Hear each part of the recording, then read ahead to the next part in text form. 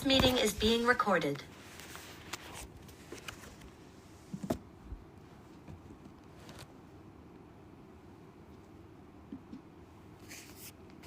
जी, आप सबका आज के इस सेशन में बहुत बहुत स्वागत है।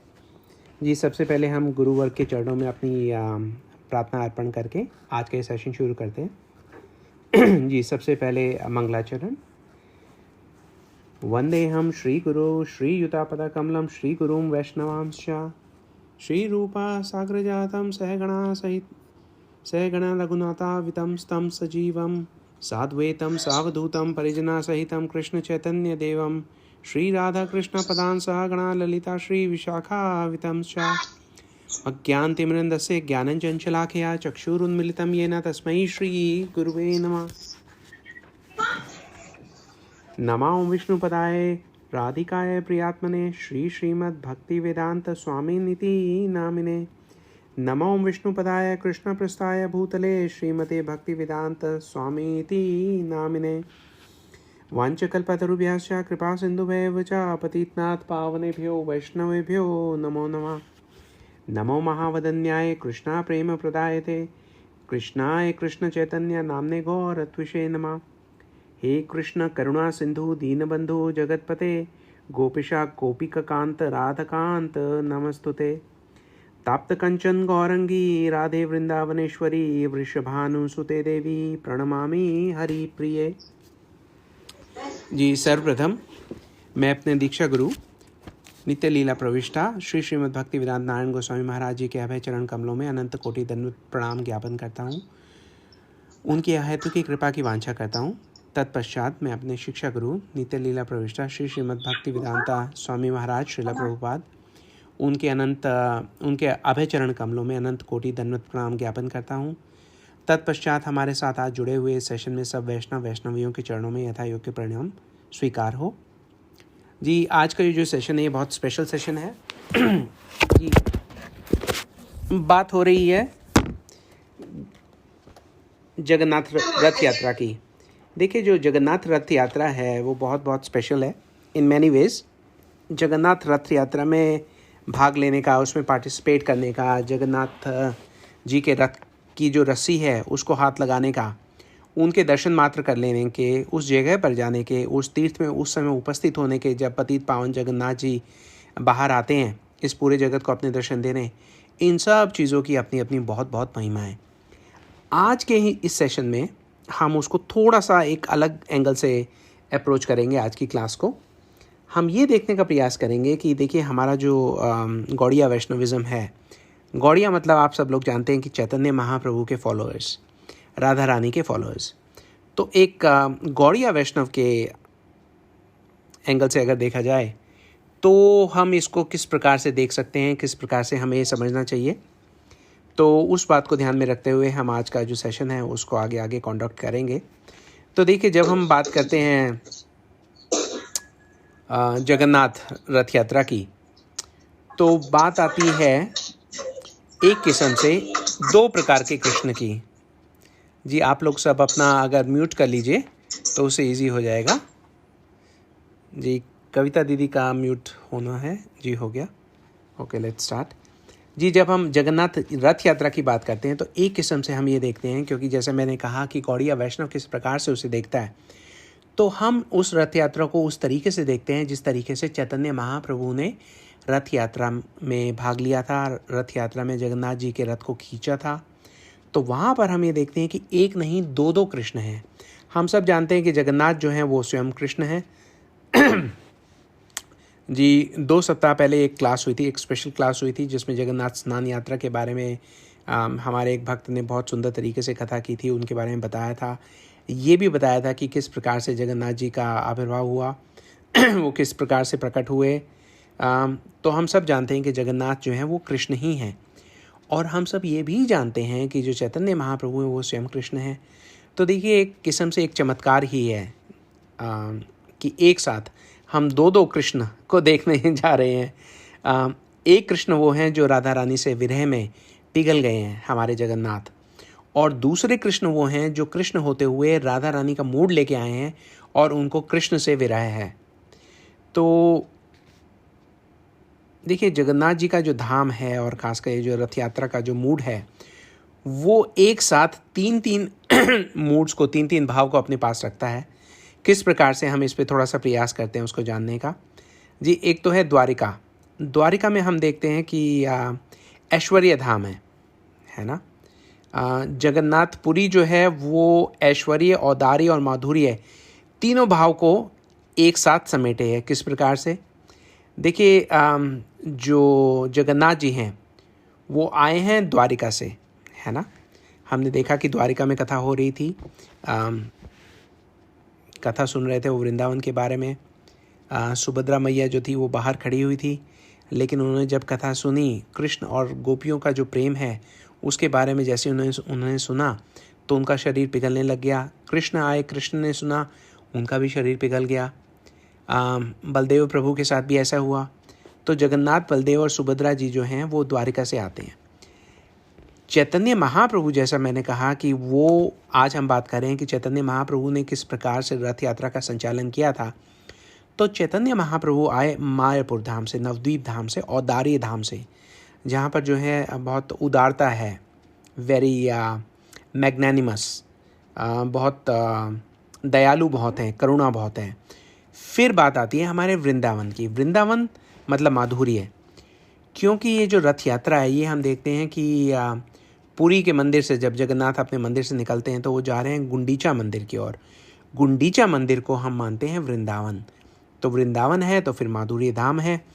जहाँ पर चैतन्य महाप्रभु हैं वहाँ स्वयं औदार्य है, और क्योंकि जगन्नाथ द्वारिका से हैं इसलिए हम देखते हैं कि ऐश्वर्य भी है।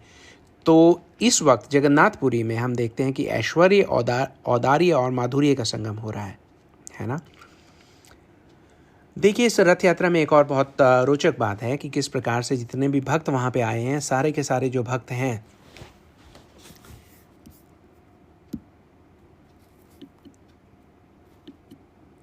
जी, जो सारे के सारे भक्त हैं वहाँ पर वो भगवान की जो डोरी है उसको पकड़कर उस रथ को खींचना चाह रहे हैं, क्योंकि उस रथ में बैठे हैं जगन्नाथ जी। हम अक्सर देखते हैं, ये सुनने में भी आता है कि लोग कहते हैं कि दीन बंधु दीनानाथ, मेरी डोरी तेरे हाथ।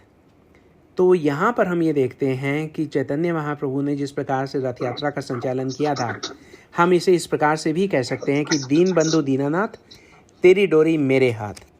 तो हम इसको इस प्रकार से कैसे कह सकते हैं, चैतन्य महाप्रभु ने किया तो क्या किया, किस प्रकार से किया, और एक गौड़िया वैष्णव होने के नाते हमें ये पूरा जो उत्सव है वो किस दृष्टिकोण से देखना चाहिए, यही आज के सेशन का जो है प्रमुख विषय रहेगा।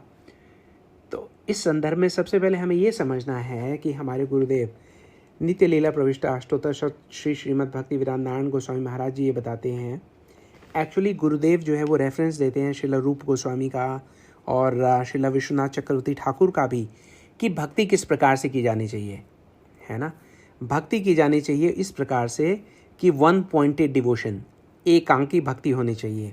भक्ति can not be multi branched, है ना। एक जो हमारे इष्ट हैं वो हमारे एक होने चाहिए। और विशेषकर जब हमने कहा कि श्रील रूप गोस्वामी ये कहते हैं, तो यहाँ पे गुरुदेव हमें ये बताते हैं कि हमें भक्ति कैसी करनी है, रूप अनुगा भक्ति करनी है। रूप अनुगा भक्ति का मतलब ये है कि रूप गोस्वामी ने जिस प्रकार से हमारा मार्गदर्शन किया है, जिस प्रकार से सारे सिद्धांत जो हैं वो उन्होंने स्थापित किए हैं, उनका अनुकरण करते हुए हमें रूप अनुगा भक्ति में आगे बढ़ना है। अब गुरुजी यहाँ पे ये भी बात बताते हैं कि देखिए एक जो कनिष्ठ व्यक्ति है, जो भी भक्ति में नया है, उसको जी सॉरी, मुझे साथ साथ I have to admit members into the meeting as well. जी आप सब लोगों से मैं एडवांस में ही माफ़ी मांग लेता हूँ अगर किसी को एडमिट के लिए टाइम लग रहा है आज, but I will keep an eye on that.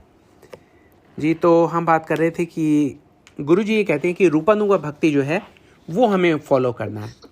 अब एक जो कनिष्ठ व्यक्ति होता है, कनिष्ठ व्यक्ति क्या करता है, वो ये कहेगा ओ ठीक है मैं भक्ति में आ गया, भगवान कौन है, वो कहेगा ये भी भगवान है वो भी भगवान है। अगर उसकी भक्ति में थोड़ी सी वृद्धि हो जाती है तो वो ये कहने लगता है कि अच्छा चलिए ये समझ गए कि युगल किशोर जो हैं हमारे भगवान कृष्ण हैं। अब भगवान कृष्ण का नाम लेने के बाद भी उसमें भी बहुत भेद है। कुछ लोग ऐसा मान सकते हैं कि द्वारकाधीश कृष्ण जो हैं वही भगवान है। कुछ लोग मथुरा नरेश जो कृष्ण हैं उनको मान लेते हैं। कुछ लोग ये कहते हैं अरे जिन्होंने भगवत गीता कही थी कुरुक्षेत्र के युद्ध में वो हमारे भगवान हैं, है ना। लेकिन यहाँ पे गुरुजी साफ साफ बताते हैं, और ये सब सारी चीज़ें हमें समझनी बहुत ज़रूरी है, क्योंकि कहीं ना कहीं हमारे मन में ये इच्छा है कि हम भक्ति में आगे प्रगति करें। वो इच्छा ही हमें आज इस ग्रुप तक लेके आई है, जहाँ पर हमें ये सारे जो तत्व भेद है ये सुनने को मिल रहे हैं। और देखिए, मैं बहुत एक कॉन्फिडेंस के साथ कह सकता हूँ, क्योंकि मैं गुरुजी की वाणी को दोहरा रहा हूँ, इसलिए जो बात आज हम इस सेशन में कहेंगे वो बहुत कम लोग उसको उस तरीके से समझने में सक्षम है। तो गुरुजी ये कहते हैं कि हालांकि तत्व सिद्धांत तो एक है कि भाई द्वारकाधीश कृष्ण है, मथुरा नरेश कृष्ण है, वो सब सारी चीज़ें हैं, लेकिन भेद है तो वो रस में है। और ये जो रस का भेद है, इसको कोई भी व्यक्ति जो अपनी भक्ति में आगे बढ़ना चाहता है उसे ये जानना अत्यंत आवश्यक है। जैसा हमने कहा कि गौड़िया का मतलब चैतन्य महाप्रभु के अनुयायी, है ना। और महाप्रभु जो हैं वो जगन्नाथ जी को कैसे देखते हैं? महाप्रभु जब भी जगन्नाथ जी को देखते हैं तो एकदम एकांकी, एक टक लगा के देखते हैं, और वो जगन्नाथ जी में द्वारका नरेश कृष्ण नहीं देखते, द्वारकाधीश नहीं देख रहे, हालांकि आए द्वारका से हैं, लेकिन महाप्रभु उनमें देख रहे हैं कि वो मेरे ब्रजेंद्र नंदन श्याम सुंदर हैं।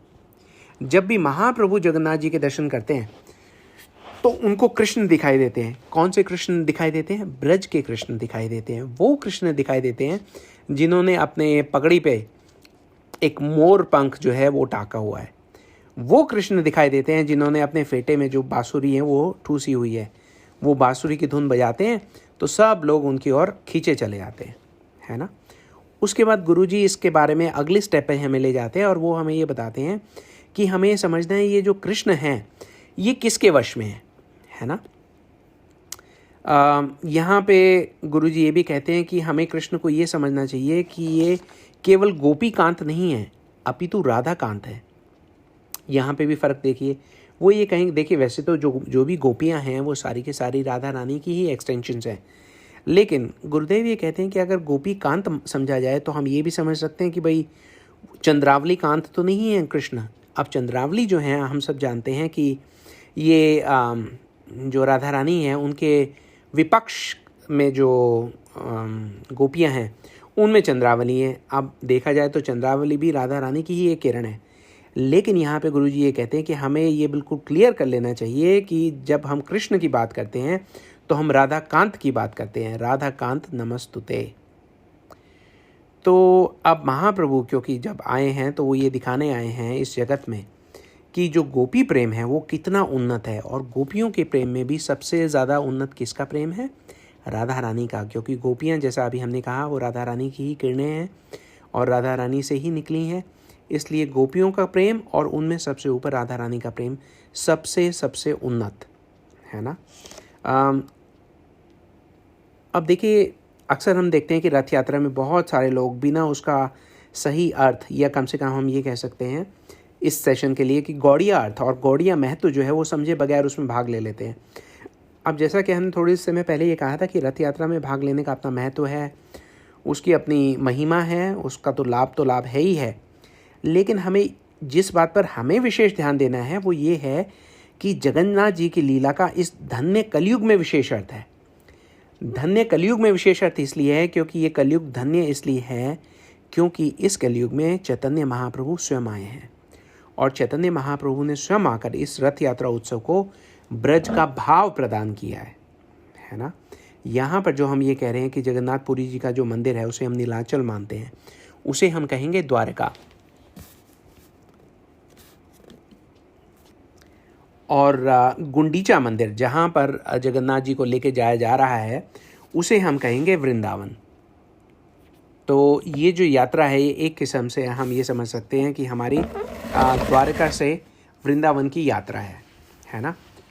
तो अब देखिए, यहाँ पर एक मैं एग्जांपल दूंगा।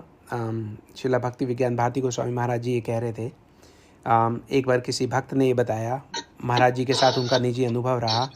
महाराज जी ने बताया कि किस प्रकार से जो पुरी में रथ यात्रा निकलती है उसका विशेष महत्व है। देखिए, वैसे तो आजकल हम ये देखते हैं कि बहुत नगरों में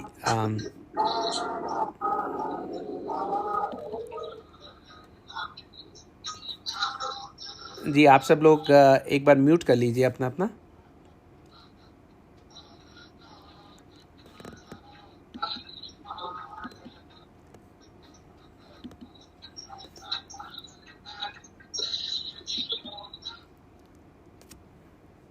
जी, तो हम बात कर रहे थे कि शिला नित्य लीला प्रविष्टा श्रील भक्ति विज्ञान भारती गोस्वामी महाराज जी का एक अनुभव था एक भक्त के साथ। तो वो बहुत उन्होंने सुंदर तरीके से समझाया कि किस प्रकार से, देखिए वैसे तो रथ यात्रा का अपना महत्व है। आजकल हम ये देखते हैं कि बहुत शहरों में रथ यात्रा का आयोजन किया जाता है, जिसके बहुत से लाभ हैं, और प्रचार के माध्यम से देखा जाए तो उसका बहुत बहुत लाभ है, क्योंकि सब लोगों को भगवान के दर्शन करने को मिलते हैं, उनकी सुकृति बढ़ती है, उनके मन में भक्ति का उदय होता है। लेकिन यहाँ पे भी कुछ ऐसे सूक्ष्म तत्व हैं जो महाभागवत ही बता सकते हैं।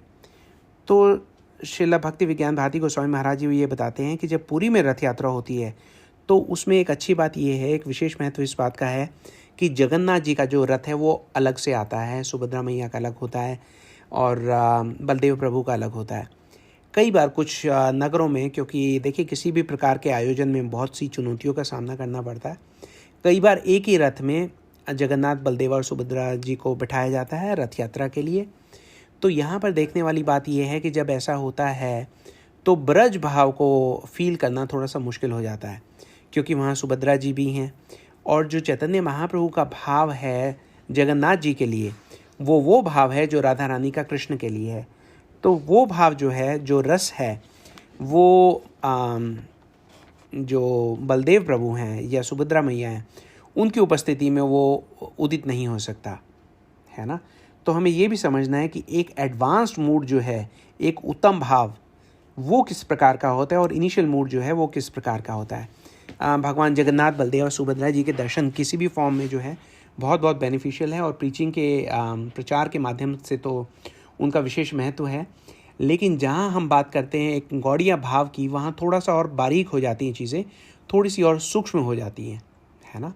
यहाँ पर तो चैतन्य महाप्रभु ये कहते हैं कि गोपी भवतुर पद कमलोयर दास दास दासानुदास, है ना। सारा का सारा जो भाव है वो राधा रानी का और राधा रानी के जो भक्त हैं उनका है। क्यों है? क्योंकि महाप्रभु आए ही ये देने के लिए हैं।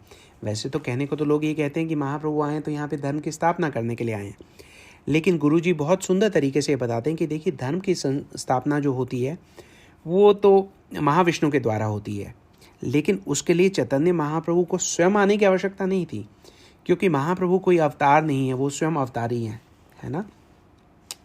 वो आए हैं तो क्या देने आए? यहाँ पे हमें याद रखना चाहिए कि महाप्रभु जो देने आए हैं वो है अनर्पिता चरम चिरात करुण्य अवतारिना कलौ समर्पितम उन्नत उज्ज्वल रसाम स्वाभक्ति श्रियम, है ना। तो ये स्वाभक्ति श्रियम क्या है? स्वाभक्ति श्रियम का ये मतलब है, आप यूँ समझ लीजिए कि राधा रानी का जो भाव है वो मंजरी भाव है ना। अब राधा रानी का भाव जो है वो अनेक रूपों में प्रकट होता है। राधा रानी, जैसा अभी हम थोड़ी देर पहले कहा कि जो गोपियाँ हैं वो भी राधा रानी की ही किरणें हैं। जो जितनी भी मंजरियाँ हैं राधा रानी की सेवा में उपस्थित रहती हैं, जितनी भी किंकरियाँ हैं, वो सब के सब जो है राधा रानी के ही सेवा भाव के अलग अलग रूप प्रकट हैं। तो अब ये जो अलग अलग रूप प्रकट होते हैं मंजरियों के माध्यम से, चाहे वो रूप मंजरी हो, रति मंजरी हो, कस्तूरी मंजरी हो गई या लवंग मंजरी हो गई, तो ये सब सारा मिल के इनके अलग अलग भाव है। जब इनको एकत्र किया जाए तो वो सब मिलके एक जो समूह बनता है, वो सारा मिलके सब का सब है राधा भाव, या आप ये समझिए मंजरी भाव। तो यही प्रदान करने के लिए आए हैं चैतन्य महाप्रभु। चैतन्य महाप्रभु जिस प्रकार से, अभी हम आगे आगे सुनेंगे कि जब रथ यात्रा का आयोजन होता है, जैसे ही जगन्नाथ मंदिर से बाहर आते हैं और उनके दर्शन करके जिस प्रकार से चैतन्य महाप्रभु को अष्ट सात्विक विकार आते हैं, किस प्रकार से उनका भाव कितना उन्नत हो जाता है, तो ये देख के हमें कैसा फील करना चाहिए उसके बारे में भी आज डिस्कशन जो है वो बहुत इम्पेरेटिव है। जो राधा रानी हैं, जिस प्रकार से वो कृष्ण से मिलती हैं, युगल किशोर के मिलन का जो भाव है वो आज हम डिस्कस करेंगे, स्पेशली इन कॉन्टेक्स्ट ऑफ रथ यात्रा। और ये सब मंजरियाँ जिनके अभी हमने नाम लिए, रूप मंजरी, रति मंजरी, लवंग, कस्तूरी मंजरी, सब मंजरियों के अथक श्रम का जो फल है, या यूँ कहिए कि होना चाहिए, वो ये है कि ये देखना चाहती हैं, ये इनके हृदय में ये परम भाव है कि जो युगल किशोर हैं राधा कृष्ण, उनका प्रेम पूर्वक मिलन होना चाहिए, है ना। यही है स्वभक्ति श्रियम, और यही देने के लिए आए हैं श्रीमान चैतन्य महाप्रभु। तो देखिए यहाँ अब तक हमने जो डिस्कस किया है वो हमने ये डिस्कस किया है, एक किस्म से एस्टेब्लिश किया है कि मूविंग फॉरवर्ड अब जो कथा में हम जो बात करेंगे वो हम उस दृष्टिकोण से देखेंगे कि गौड़िया सिद्धांत जो है, गौड़िया सिद्धांत से जब हम चैतन्य महाप्रभु का भाव देखते हैं तो रथ यात्रा के दौरान तो हमारा भाव भी यही होना चाहिए। क्या होना चाहिए? जब हम जगन्नाथ जी को देखते हैं तो हम देखें राधा प्रेम में गलित कृष्ण, और जब हम चैतन्य महाप्रभु को देखते हैं तो हमें सोचना चाहिए कि ओ राधा भाव फलित महाप्रभु, और दोनों का मिलन, दोनों के मिलन की ये यात्रा है रथ यात्रा, श्री जगन्नाथ रथ यात्रा, है ना। तो अब हमने बात की दो की, एक भगवान कृष्ण की और एक श्रीमती राधा रानी की। तो देखिए रथ यात्रा की बात करने से पहले हम ये बात मान लें, हमने गौड़िया तत्व की बात शुरू की है तो गौड़िया तत्व के एंगल से हम थोड़ा सा रसास्वादन करते हैं जब हमने बात की ब्रजेंद्र नंदन कृष्ण की, है ना। आप सब लोग जानते हैं श्रीमद् भागवतम का आपने पूरा का पूरा जो हमारा कोर्स है काफ़ी लोगों ने वो पूरा किया है, इसलिए आप लोगों को याद होगा कि श्रीमद् भागवतम में भी क्या हुआ था कि जब व्यास देव जी प्रार्थना करते हैं कि हे भगवान मुझे एक ऐसा पुत्र दीजिए जिसे मैंने श्रीमद् भागवतम की रचना की है उसको वो उत्तरदायित्व सौंप सकूं कि उसका प्रचार प्रसार करे, पूरी दुनिया में भक्ति का जो है वितरण करे। तो अब जो सुखदेव गोस्वामी हैं वो व्यास देव जी की पत्नी के घर में तो चले गए, लेकिन बाहर आने से वो मना कर रहे हैं। उनका ये कहना है कि अगर मैं बाहर आया तो माया मुझे ग्रसित कर लेगी।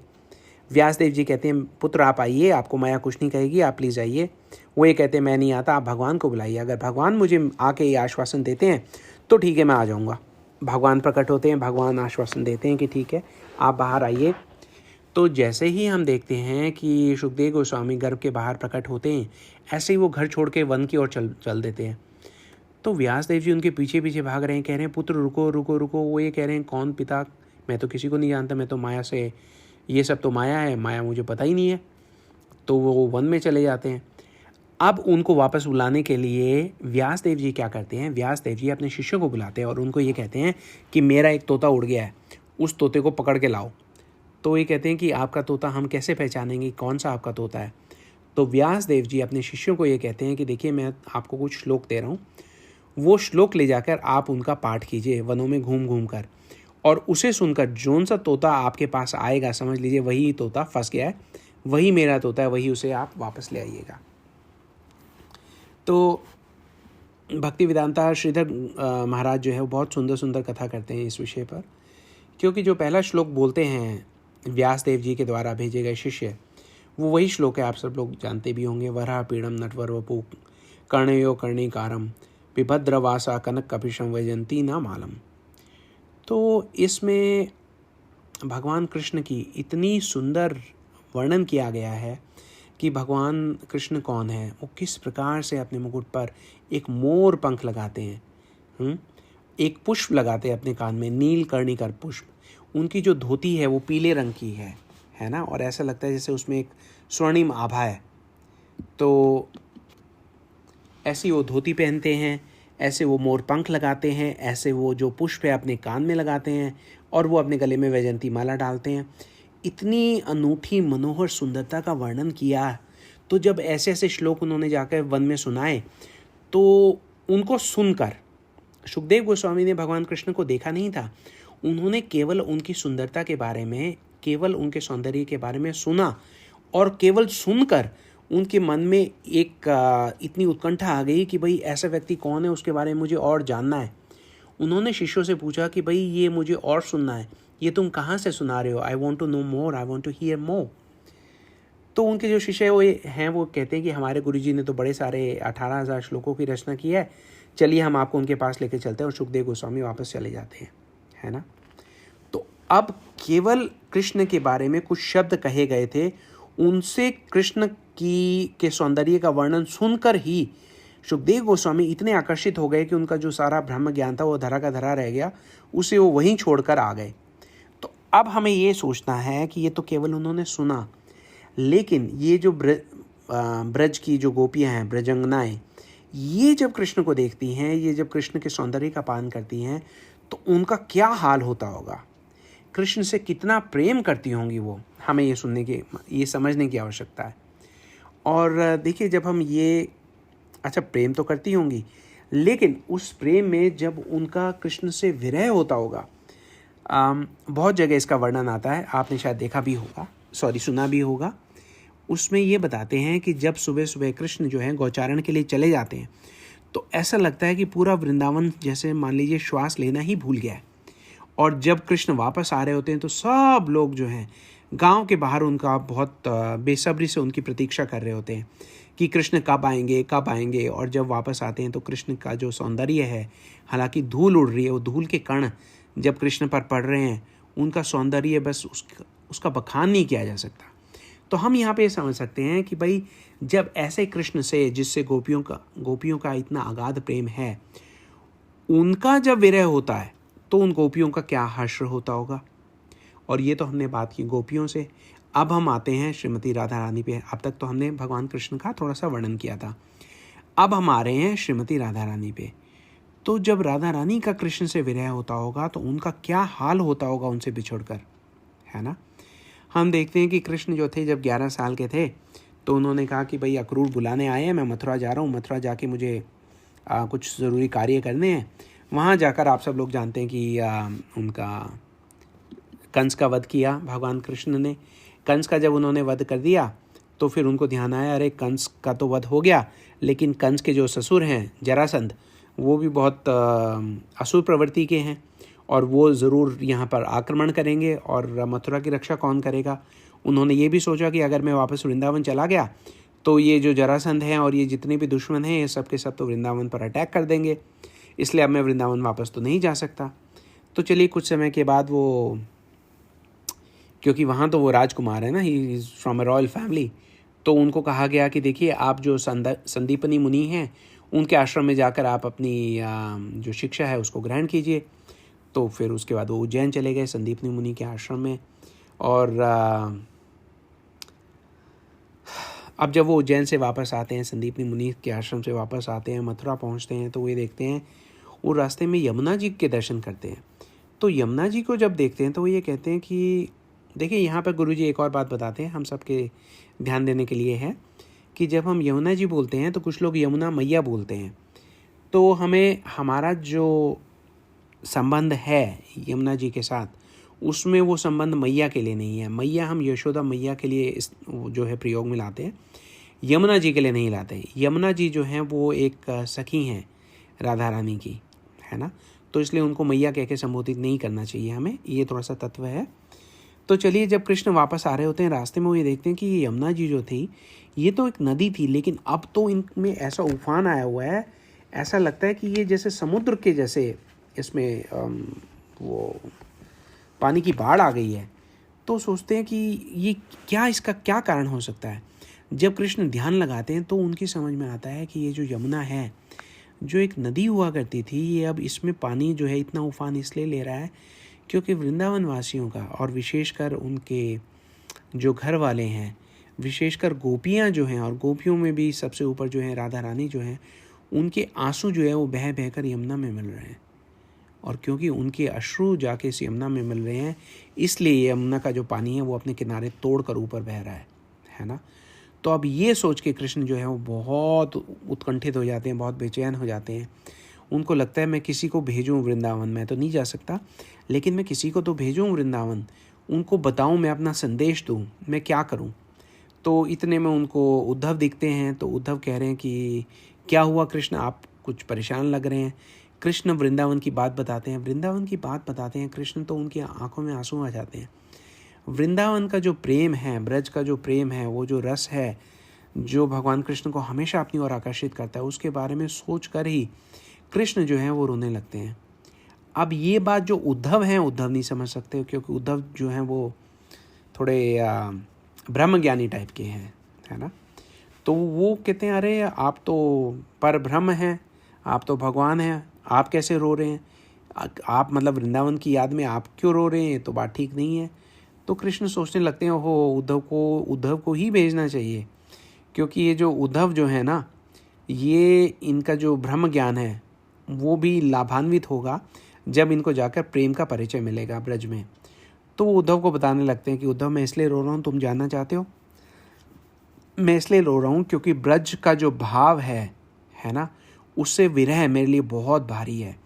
देखो जो मेरा घर था, जैसे यशोदा मैया थी, है ना, मुझे अगर कुछ भी हो जाए तो यशोदा मैया बड़ा मतलब वो करती थी।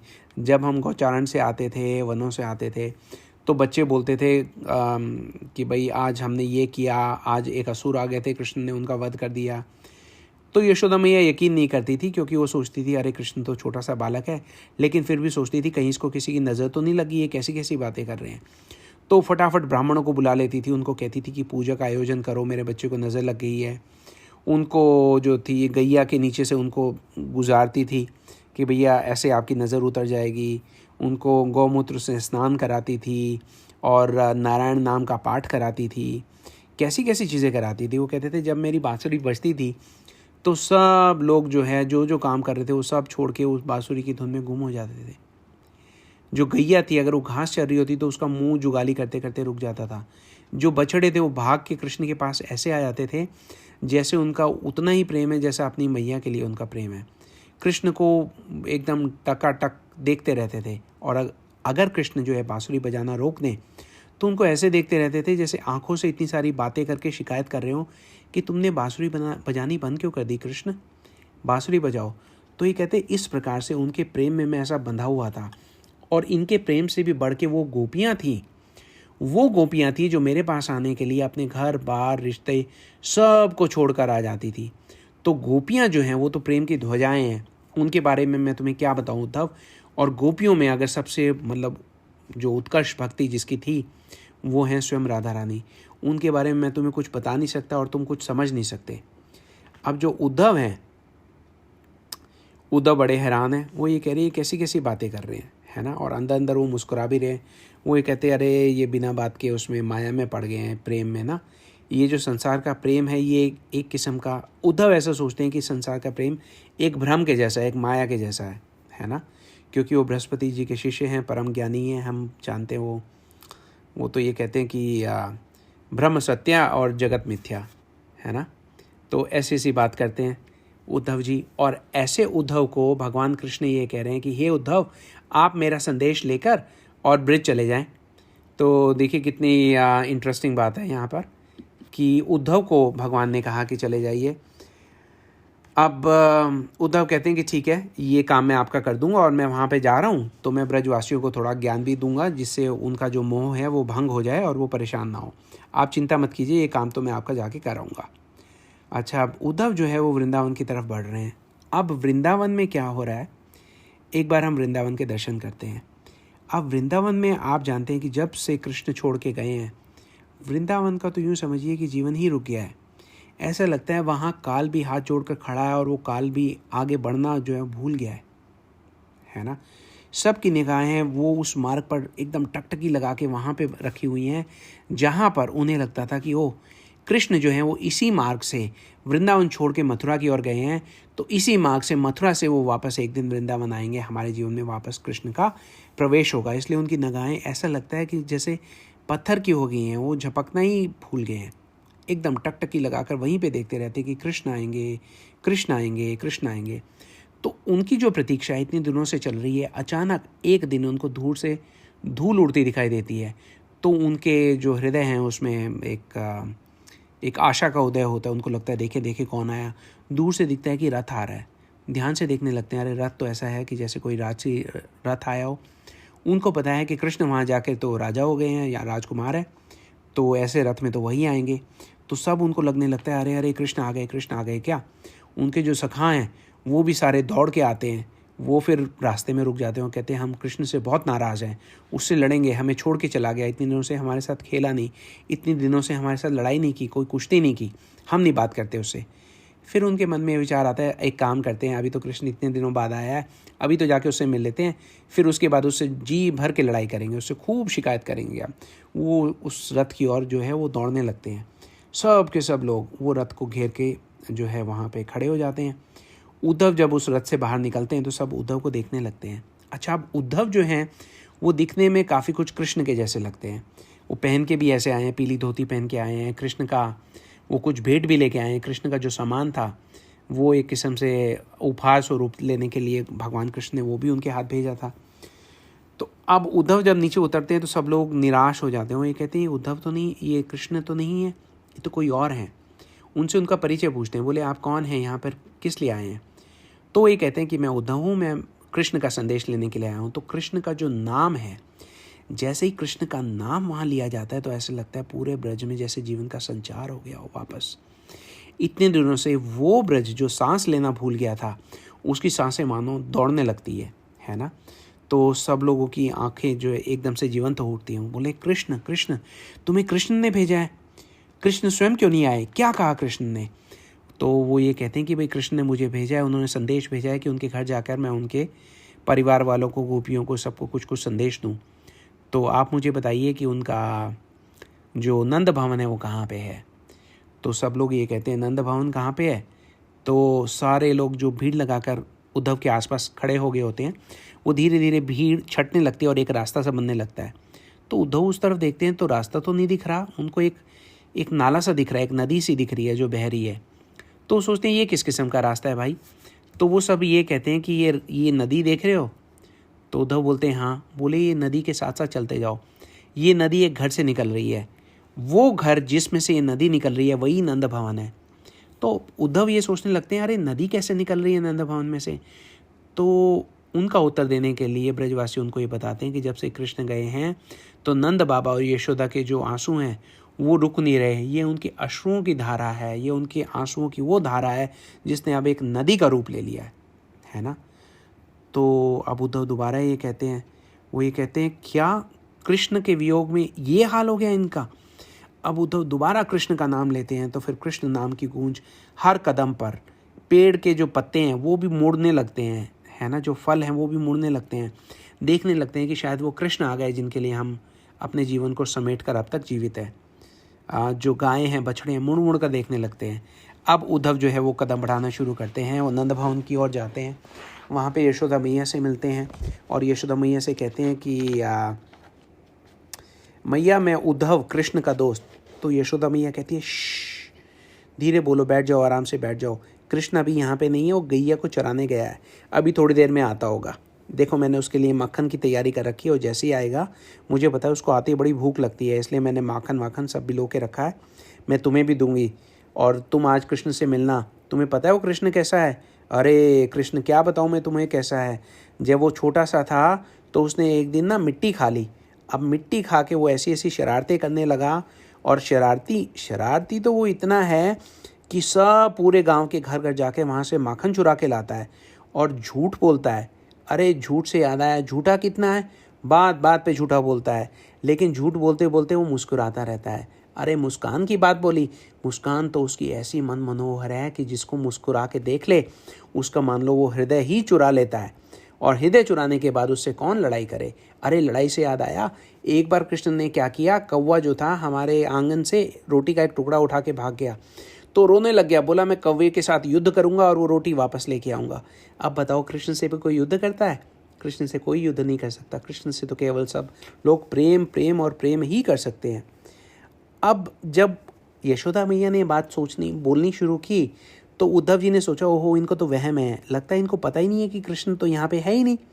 कोई बात नहीं, मैं इनको 2 मिनट तक बोलने देता हूँ, फिर मैं इनको समझाऊंगा कि देखिए माता जी आपको धोखा हुआ है, एक्चुअली कृष्ण यहाँ नहीं है, कृष्ण तो मथुरा में है, मैं मथुरा से आया हूँ, मैं उनको वहाँ पे देख के आया हूँ। तो उद्धव तो ये सोचते हैं कि शायद 2 मिनट बोलेंगी यशोदा जी, शायद 5 मिनट बोलेंगी। बोलते बोलते सुबह से दोपहर हो जाती है, यशोदा मैया जो है वो रुक नहीं रही हैं। अब जो उद्धव हैं वो सोचने लगते हैं अरे ये क्या हो रहा है। यशोदा मैया तो एकदम धारा प्रवाह बोले जा रही हैं क्योंकि कृष्ण के बारे में बोल रही हैं। अब धीरे धीरे दोपहर जो है वो ढलने लगती है, शाम होने लगती है। शाम हो गई, रात हो जाती है, चांद निकल आता है, रात बीत जाती है, सूर्योदय होता है। अगले दिन सुबह दोपहर शाम रात, सुबह दोपहर शाम रात, सुबह दोपहर शाम रात, यही चलता रहता है। और यशोदा मैया जो है उनको कृष्ण के बारे में बोलती जाती हैं। नंद बाबा उनके पास खड़े हुए हैं, वो यशोदा मैया को जो है उनके कंधे पर हाथ रखते हैं, उनको ये कहते हैं कि यशोदा इनकी बात सुनो, उद्धव आए हैं। तो उद्धव अब जो है वो नंद बाबा के पास जाते हैं, वो हैरान हो चुके होते हैं। अब जो उद्धव जितना भी ज्ञान लेके आए थे वो सारा का सारा कहाँ गुम हो गया, उद्धव को पता ही नहीं लग रहा। वो तो एकदम चकित हो जाते, निरुत्तर। उन्होंने तो ऐसा कभी प्रेम देखा ही नहीं था। ये तो अपने जीवन को भुलाए बैठे हैं और कृष्ण की यादों में स्वयं को बसाए बैठे हैं। तो नंद बाबा कहते हैं, अरे तुमने प्रेम देखना है, आओ मेरे साथ। चलते चलते वो आगे आते हैं उसमें गौशाला की ओर। गौशाला में वो ये कहते हैं कि ये देखो, ये बछड़े हैं, ये गायें हैं, इन्होंने तब से पानी की एक बूंद नहीं पी है, घास का एक तिनका नहीं खाया है। जो बंदर हैं वो जैसे जैसे उस पे पेड़ की शाखाओं पर लटके हुए थे जब कृष्ण उन्हें छोड़ के गए, वो वैसे के वैसे ही हैं। और चलते चलते उद्धव आगे निकल जाते हैं और आगे निकल जाते हैं तो निकुंज वन में पहुंचते हैं। निकुंज वन में जब वो पहुंचते हैं तो वहाँ पे वो देखते हैं कि वहाँ पे तो गोपियाँ हैं, है ना। और गोपियाँ जो हैं वो ऐसे लगता है कि पूरे उसको वो भूले बैठी हैं, पूरी दुनिया को भूले बैठी हैं।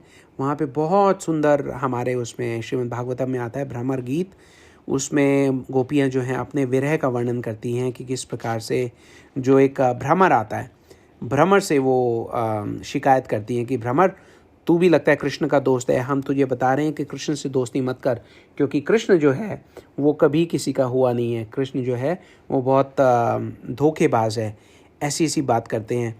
तो अब ये सब सारा देखकर जो है उद्धव वो गोपियों को समझाने बैठ जाते हैं। वो ये कहते हैं कि अरे गोपियों, तुम इतना बिना बात का दुख मत मनाओ, देखो मैं तुम्हें बताता हूँ, तुम थोड़ा परमात्मा स्वरूप का ध्यान करना चाहिए तुम्हें। गोपियाँ कहती हैं वो कैसे होता है, हमें क्या पता। वो ये कहते हैं कि तुम आराम से बैठो, थोड़ी देर आंख बंद करो और ईश्वर का ध्यान करो। तो गोपियाँ कहती हैं अरे ये तो तुमने और बहुत मुश्किल में डाल दिया, क्योंकि पहले हमारी आंखें बंद नहीं थी, आंखें खोलते थे, जब हम पेड़ को देखते थे तो हमें ऐसा लगता था ये तमाल का वृक्ष है, कृष्ण की याद आती थी। जब पेड़ की पत्तियों को देखते थे तो हमें ऐसा लगता था कि कहीं कृष्ण इसमें छुपा ना हो, क्योंकि कृष्ण छुप जाता था, है ना। बोलते थे जब हम सूर्य के प्रकाश को देखते थे, स्वर्णिम आभा को देखते थे, ऐसा लगता था वो ये कृष्ण का पीताम्बर है। तो हमें कृष्ण की याद तो आती थी, लेकिन बाकी सब सारी चीज़ें तो दिखती थी। लेकिन जैसे ही हम अपनी आंख बंद करते हैं तो हमें केवल और केवल कृष्ण की ही याद आती है। तो ये तो तुमने हमारी विरह को, हमारी पीड़ा को और बढ़ा दिया। तो अब उद्धव को ऐसा लगने लगता है कि भाई मेरा जो ज्ञान है वो यहाँ पर काम नहीं आ रहा। तो देखिए एक कवि ने बहुत खूब कहा इस पे कि जी ये जो कवि हैं, ये उद्धव और जो गोपी संवाद हुआ है उस पर उनकी रचना है। ये एक किस्म से सिनॉप्सिस है, एक समरी मिल जाएगी हमें कि उद्धव ने क्या कहा और गोपियों ने किस प्रकार से उनको क्या समझाया। तो गोपियाँ जो हैं उद्धव को ये कहती हैं कि हे उद्धव, ज्ञान तुम्हारो आधा अधूरो, मानो या ना मानो, प्रेम में क्या आनंद रे उद्धव, प्रेम करो तो जानो। प्रेम की भाषा न्यारी है, ये 2.5 अक्षर वेद शास्त्रों पर भारी है। कहत नहीं आवे सब तन में, जैसे गूंगो गुड़ खाए स्वाद पावे मन ही मन में। क्या करें हम ऐसे ईश्वर का, जो द्वार हमारे आ न सके, माखन की चोरी कर न सके, मुरली की तान सुना न सके। मन हर न सके, छल कर न सके, दुख दे न सके, तरसा न सके, जो हमारे हृदय लग न सके, हृदय से हमें वो लगा न सके। ऐसे ईश्वर को छोड़ हे उद्धव, हमारे मोहन को पहचानो। प्रेम में क्या आनंद रे उद्धव, प्रेम करो तो जानो। प्रेम रस बह रहो नस नस में, नैन वैन सुख चैन रैन दिन कछु नहीं बस में। ब्रह्म ज्ञान को कछु दिन छीके पर धर देओ, हम गोपिन के संग बैठकर प्रेम की शिक्षा लेओ। कछु दिन रह देखो ब्रज में, है प्रेम की गंध यहाँ, प्रेम भरी है रज रज में। प्रेम गति उद्धव का जानो, है प्रेम जगत में सार, हमारे अनुभव की मानो। तो यहाँ ये सारी जो गोपियाँ हैं उद्धव को ये बता रही हैं कि तुम्हारा जो ब्रह्म ज्ञान है वो किसी काम का नहीं है ना। ईश्वर वो है जो हमारे साथ कुछ प्रेम का आदान प्रदान कर सके, कुछ हंसी ठिठोली कर सके, हमें सता सके और हमारा सताना सहन कर सके। तो उद्धव जो है वो तो बिल्कुल हैरान हो जाते हैं इनके प्रेम की परिपाटी देखकर। और उसके बाद जब वो उनको राधा रानी से मिलवाती हैं तब तो सारा का सारा वो एकदम राधा रानी के चरणों में ही गिर जाते हैं और वो ये कहते हैं कि मेरा जो ब्रह्म ज्ञान था वो आज शून्य हो गया है ना।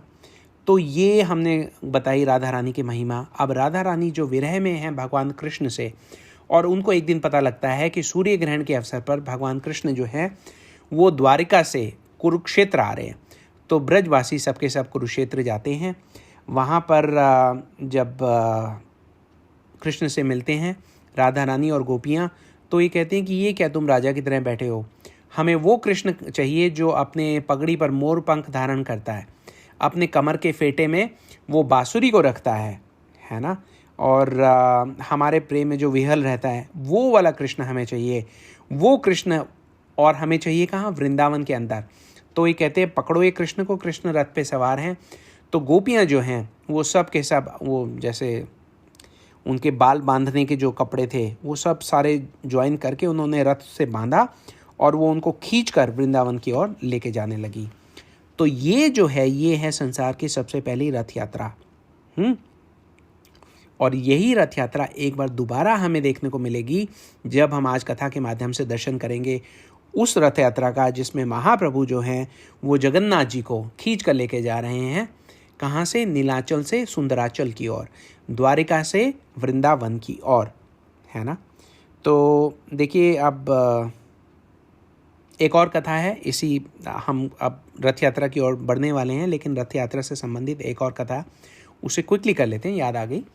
तो उसमें क्या हुआ था, एक बार आप सब लोग जानते हैं कि द्वारिका में कृष्ण जब हैं तो वो हमेशा वृंदावन को याद करते रहते हैं, ब्रज भूमि को, ब्रज भाव को, गोपियों को, राधा रानी को, उनके प्रेम को। उनका प्रेम को याद करते करते एक दिन वो मूर्छित हो जाते हैं, है ना। राधे राधे राधे राधे बोलते हुए मूर्छित होकर बेहोश होकर गिर जाते हैं। वहाँ पे उसी वक्त जो है नारद जी भी आए होते हैं। तो अब नारद जी ये कहते हैं कि अरे ये तो बेहोश हो गए। तो सब लोग बोलते हैं नारद जी क्या करें, इनको होश में कैसे लाएं। तो नारद जी कहते हैं देखिए ये अभी भी जो है ब्रज को याद कर रहे हैं, है ना। अब इनको होश में तो मैं ले आऊँगा, लेकिन जैसे ये होश में आएंगे तो ये वापस वृंदावन की ओर भागने लगेंगे, क्योंकि ये उसी भाव में है। तो वृंदावन की ओर ये जो भागने लगेंगे तो फिर हम क्या करेंगे, उसके बारे में क्या किया जाए। तो सब लोग वहाँ पे आ गए हैं, बलदेव प्रभु भी आ गए हैं। तो ये कहते हैं कि चलिए कृष्ण का ये हाल है, हम उनको बेहोश इतना कातर तो नहीं देख सकते, तो हम एक काम करते हैं, उनके लिए रथ तैयार कर देंगे जो उनको वृंदावन ले जाएगा। तो नारद जी कहते हैं ठीक है, रथ तो तैयार कर देंगे, लेकिन एक बात भी है कि कृष्ण इतने दिनों बाद वृंदावन जाएंगे और वृंदावन वाले कृष्ण के प्रेम में कितने पागल हैं आप सब लोग जानते हैं। तो इनको अचानक देखकर कहीं ऐसा ना हो कि उनके प्राण ही उड़ जाएं, है ना, खुशी के मारे। तो सब लोग विचार विमर्श करने लगते हैं। तो उद्धव जी से कहते हैं कि उद्धव एक काम करें, आप जो है वृंदावन जाइए और सबको जाके बताइए कि कृष्ण आ रहे हैं पीछे पीछे। उद्धव जी कहते हैं कि देखो भाई, मैं तो दोबारा जाने वाला हूँ नहीं वृंदावन में। एक बार मैं गया था और मुझे तो वृंदावन वालों की उपस्थिति में खड़े होने का भी योग्यता मेरे अंदर नहीं है, पात्रता नहीं है। उनके प्रेम के आगे तो मतलब मैं कहीं रुकता ही नहीं, मैं तो उनके दर्शन करने योग्य ही नहीं, मैं तो नहीं जाऊँगा। तो वो ये कहते हैं कि बलदेव प्रभु से कहते हैं, बलराम जी से, कि एक काम कीजिए आप जाइए। वो ये कहते हैं मैं चला तो जाऊं, लेकिन मैं क्या मुंह लेके जाऊं। पिछली बार मैं गया था तो मैंने ये उन लोगों से ये प्रॉमिस किया था कि मैं कृष्ण को लेके आऊँगा, लेकिन मैं कृष्ण को लेकर तो जा नहीं सका, तो मुझे भी संकोच है जाने में। तो सुभद्रा जी ये कहती हैं कि कोई बात नहीं, मैं जो हूँ, मैं परिवार की बेटी हूँ, बहन हूँ, तो मेरे से कोई नाराज़ नहीं होता, मैं जाती हूँ सबसे पहले। तो अब वो जाने के लिए अपना रथ तैयार करवाती हैं। तो बलदेव जी ये कहते हैं अरे रुको रुको, तुम मेरी छोटी बहन हो, मैं तुम्हें अकेला नहीं भेजूंगा, मैं भी तुम्हारे साथ चलूँगा। तो अब ये निकलते हैं। तो फिर नारद जी क्या करते हैं, कृष्ण को वापस होश में लाने के लिए वो राधा रानी का बस नाम बोलते हैं। इधर नाम बोला और उधर कृष्ण खड़े हुए। अच्छा, कृष्ण खड़े हुए हैं, लेकिन राधा रानी का क्योंकि उन्होंने नाम सुन लिया है, इसलिए वो सीधे खड़े ही नहीं हो पा रहे। प्रेम का ऐसा संचार हो गया उनमें, कभी दाएं कभी बाएं। उनको जिस प्रकार से कोई व्यक्ति अगर मदिरा पान कर ले और उसका जो है बैलेंस ना बने, कृष्ण का वो हाल हो जाता है उस समय। तो ऐसा ही ये देखते हुए उनको बड़ी मुश्किल से पकड़ के रथ में बैठाया जाता है। तो ये बात इसलिए याद आई क्योंकि जब भी रथ यात्रा होती है, आप लोग ध्यान दीजिएगा कि जब जगन्नाथ जी निकलते हैं वो भी ऐसे ही झूमते झूमते निकलते हैं, आगे पीछे साइड में इधर उधर, है ना। तो ये कृष्ण का वही रूप है जिसमें कृष्ण जो है वृंदावन जा रहे हैं और उनको ये पता लग गया कि ओह मैं वृंदावन जा रहा हूँ। तो वृंदावन के नाम से ही उनको मतलब एक भाव आ गया है ना, और वो अपने होश जो है वो मेंटेन नहीं कर पा रहे। तो अब बात करते हैं हम रथ यात्रा की, और रथ यात्रा की हम बात करते हैं तो हम पृष्ठभूमि समझ लें, क्योंकि जैसा हमने आज इस सेशन के शुरू में कहा था कि आज की जो रथ यात्रा है, आज की जो डिस्कशन है, वो हम एक गौड़िया दर्शन के माध्यम से उसको देखेंगे कि किस प्रकार से चैतन्य महाप्रभु जो हैं वो कैसे जगन्नाथ जी को देखते हैं, वो कैसे रथ यात्रा को देखते हैं, वो कैसे हर चीज़ का आयोजन कराते हैं, है ना। तो हम सब जानते हैं कि जगन्नाथ जी जो हैं वो कहते हैं अरे मैं बीमार पड़ गया, और उसके बाद थोड़ा घूमने का बहाना लगाते हैं ताकि वो निकलकर थोड़े समय के लिए वृंदावन जा सकें। तो अब उनकी जो बारी है, जब उनके जाने का समय आ रहा है, तो उसके पहले वृंदावन का गुंडीचा मार्जन की कथा है। गुंडीचा जो है वो मंदिर है जो राजा इंद्रद्युम्न जी की पत्नी ने बनवाया था, तो उनका नाम गुंडीचा था, इसलिए इस मंदिर को गुंडीचा मंदिर कहते हैं। लेकिन चैतन्य महाप्रभु इसे कहते हैं सुंदरांचल, यानी कि वृंदावन। तो अब क्योंकि यहाँ पर नीलांचल से सुंदराचल आएंगे जगन्नाथ जी जो कृष्ण हैं, अब उन्होंने आना है तो उनके आने की तैयारी चल रही है। अब उनके आने की जो तैयारी है, देखिए वैसे तो ये रथ यात्रा बरसों से होती चली आ रही है, युगों युगों से, लेकिन जब चैतन्य महाप्रभु के काल में ये सब सारा हुआ तो चैतन्य महाप्रभु ने क्या कहा, उन्होंने ये कहा, जो राजा के वो थे मेन मिनिस्टर, क्या नाम था उनका, काशी मिश्रा, उनसे ऐसा उन्होंने अनुरोध किया कि देखिए वैसे तो नॉर्मली क्या होता है कि राजा के जो सैनिक, उनका स्टाफ है, वो आके गुंडीचा मार्जन करते हैं, उसकी साफ़ सफाई कर देते हैं, लेकिन यहाँ पर चैतन्य महाप्रभु ये कह रहे हैं कि उनको जाके संदेश दीजिए कि अब इसकी जो गुंडीचा मार्जन है वो स्वयं हम करेंगे। तो उन्होंने जाकर बता दिया कि भाई अब जो काशी मिश्रा थे उनकी बात तो जो राजा थे वो मानते थे। अच्छा, जो राजा हैं उनका नाम है रुद्र प्रताप रुद्र। तो अब ये जो राजा हैं ये भी भगवान के बहुत बड़े भक्त हैं। उसका कारण ये भी है कि काशी मिश्र जी ने, और जो समय के सबसे बड़े विद्वान समझे जाते थे सार्वभौम भट्टाचार्य, उन लोगों ने राजा को ये बता दिया है कि चैतन्य महाप्रभु और कोई नहीं है, चैतन्य महाप्रभु स्वयं ही भगवान है। तो जब वो ये बात उनको सुनने को मिली, राजा प्रताप रुद्र को, कि अरे चैतन्य महाप्रभु स्वयं भगवान है, तो उनके मन में बड़ा उत्कंठा आई कि मुझे भी भगवान से मिलना है, मुझे भी उनके दर्शन करने हैं। लेकिन जितनी बार भी ये बात उठी कि भाई राजा आपके दर्शन करना चाहते हैं, तो चैतन्य महाप्रभु ने कहा कि देखिए मैं एक सन्यासी हूँ, और सन्यासी को जो राजा है उसके दर्शन नहीं करने चाहिए, है ना। सन्यास का मतलब ये सारे जो ये अर्थ वगैरह है इनको मैं पीछे छोड़ चुका हूँ, और ये तो विषयी लोग होते हैं राजा, है ना, राजसी ठाट बाट में रहते हैं, इनका मेरा जो भेंट है वो ठीक नहीं है, तो वो स्ट्रिक्टली उनको मना कर देते हैं। तो जब उनको इतनी बार मना कर देते हैं तो चैतन्य महाप्रभु से एक बार नित्यानंद प्रभु जो है वो रिक्वेस्ट करते हैं। आप सब जानते हैं कि नित्यानंद प्रभु ही हैं एक जिनका चैतन्य महाप्रभु पर शासन चलता है। नित्यानंद प्रभु क्योंकि अखंड गुरु तत्व हैं, इसलिए वो किसी पे भी अपनी कृपा कर सकते हैं। तो वो ये सजेशन देते हैं कि चलिए एक काम करते हैं, राजा तो ठीक है, आप कहते हैं राजा है इसलिए नहीं मिल सकते, आप राजा के पुत्र से मिल लीजिए। तो महाप्रभु कहते हैं अच्छा चलिए राजा के पुत्र को ले आइए।